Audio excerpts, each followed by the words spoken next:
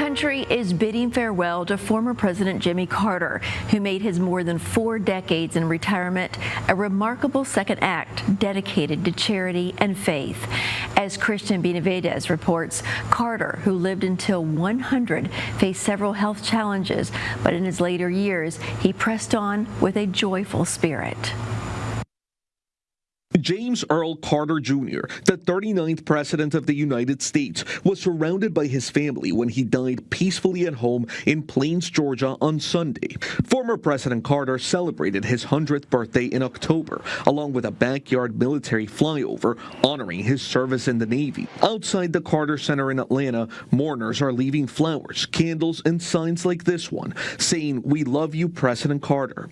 At the U.S. Capitol and the White House, the flags have been lowered to half-staff. The Empire State Building was bathed in red, white, and blue lights to honor the former president.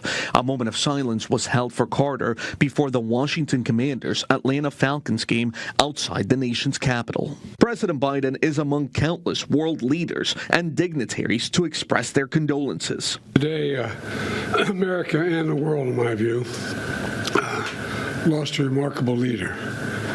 He was a statesman and humanitarian. And Jill and I lost a dear friend.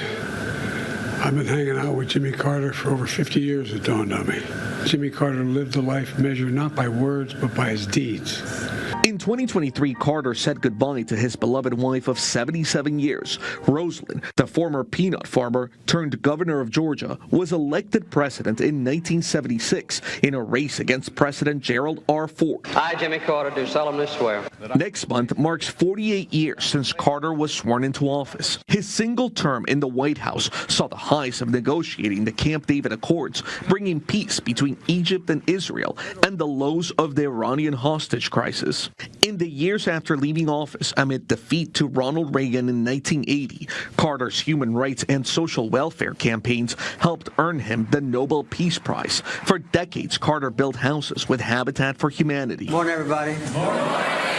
And drew national crowds to his Sunday school classes. Late in life, he battled a series of medical challenges, including cancer, a broken hip, and surgery to relieve pressure from bleeding on his brain. The longest-living former president spoke to churchgoers about his own mortality. I didn't ask God to let me live, but I just asked God to give me a proper attitude toward death.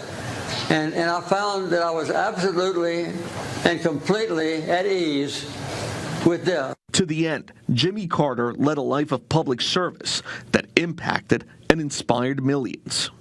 Christian Benavides, CBS News.